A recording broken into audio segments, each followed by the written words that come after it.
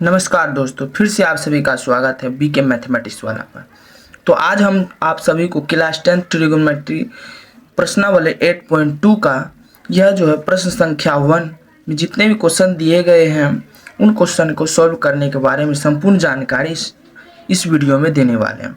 जैसे कि आप सभी को पिछले वीडियो में हम बताए थे कि सभी संख्या जैसे कि साइन, कॉस, टेन इन सभी का 60 डिग्री, 30 डिग्री, 90 डिग्री इत्यादि का मान क्या होता है, इसके बारे में पूरा डिटेल बताए थे कि कैसे आपको निकालना है। तो आज हम उसी की सहायता से इन सभी क्वेश्चनों को सॉल्व करके दिखाएंगे। तो चलिए वीडियो को स्टार्ट करते हैं।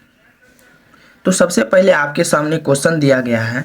पहला क्वेश्चन है, हम यहाँ पे लिखते हैं sine 60 degree into cos 30 degree plus sine 30 degree into cos 60 degree.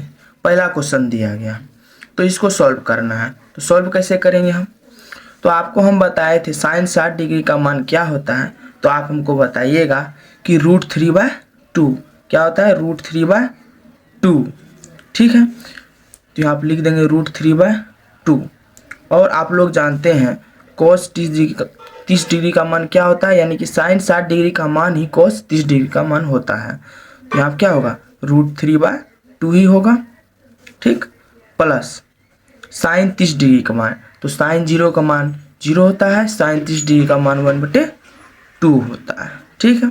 Into cos 60 degree का मान, तो cos 60 डिग्री का मान क्या होता है, जो साइन 30 डिग्री का मान होता है। तो साइन 30 डिग्री का मान 1/2 होता है, तो cos 60 डिग्री का मान क्या होगा, 1/2 ही होगा, ठीक है। आप देखिए अब क्या होगा, यहाँ पर √3/2 अब गुना होगा दोनों में, ठीक है।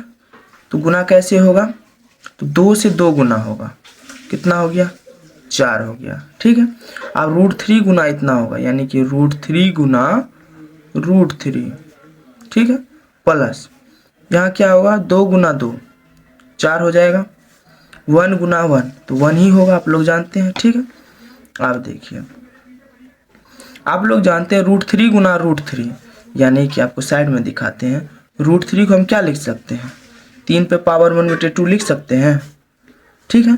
और यहाँ पे एक और √3 है, यानी कि 3 पे पावर 1/2 इंटू 3 पे पावर 1/2, ठीक है। अब दोनों क्या है, गुना में है, तो आप लोग जानते हैं कि गुना में पावर जुड़ता है। तो ये दोनों क्या हो जाएगा, जुड़ जाएगा। बेस भी सेम है, तो बेस 3 हो जाएगा, पावर क्या हो जाएगा, जुड़ जाएगा, 1/2 प्लस 1/2, हाफ प्लस हाफ, तो क्या हो जाएगा, 1 हो जाएगा। 3 पावर क्या हो जाएगा, 1 हो जाएगा। तो यहाँ ओनली क्या बचेगा, 3 बचेगा, समझ गए, /4 प्लस 1/4। अब दोनों को जोड़ देना है, क्या होगा, 3 नीचे क्या है, 4 एलसीएम आएगा, ठीक है। अब क्या होगा, ऊपर 3 + 1 बराबर 4/4, दोनों कट जाएगा, बराबर क्या होगा, 1। ये हो गया आपका आंसर, ठीक है। इसी प्रकार से आपको जो है यहाँ पर दूसरा क्वेश्चन जो दिया गया है, 2 tan square 45 degree plus cos square 30 degree minus sine 60 degree, इसको भी उसी प्रकार से निकालना है। तो चलिए दूसरा निकाल के आपको दिखाते हैं। दूसरा क्वेश्चन क्या बोल रहा है कि 2 tan square 45 degree plus cos square 30 degree minus sine 60 degree.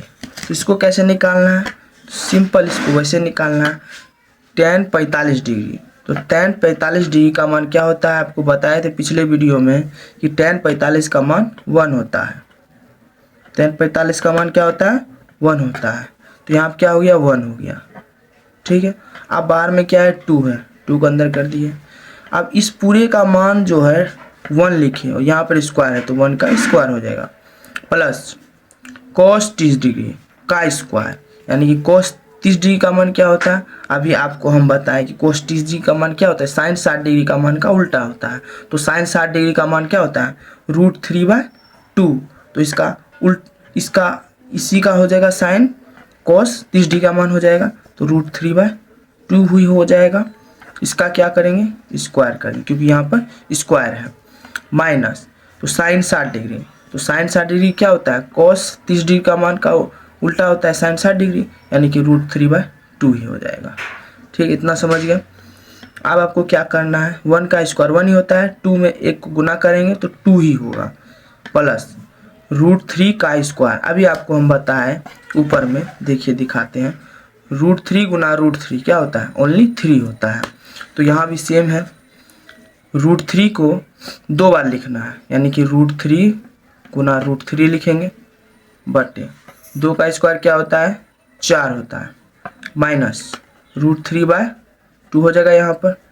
अब क्या होगा, 2 प्लस √3 गुना √3 क्या हो जाएगा, 3 हो जाएगा, बटे 4 माइनस √3/2 हो जाएगा। अब क्या होगा, अब इस सभी का एलसीएम लेना है।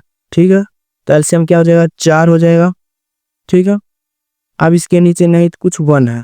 ठीक है, इन तीनों का एलसीएम तो 4 हो गया। अब क्या करेंगे, इस 4 को जो है, इस 1 को जो है 4 में भागा देंगे तो 4 होगा, 4 को इस 2 से गुना करेंगे, 4 दूनी 8 हो गया, प्लस यहाँ क्या होगा, 4 है, 4 को 4 से भागा देंगे 1 होगा, 1 में 3, 1 में जो है 3 को गुना करेंगे तो 3 ही होगा, माइनस इस 2 को 2 से 4 में भाग देंगे तो 2 होगा, 2 को इस √3 में गुना करेंगे तो 2√3 होगा।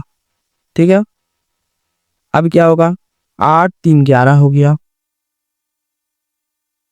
माइनस 2√3 हो गया, बटे 4, यही हो गया आपका आंसर।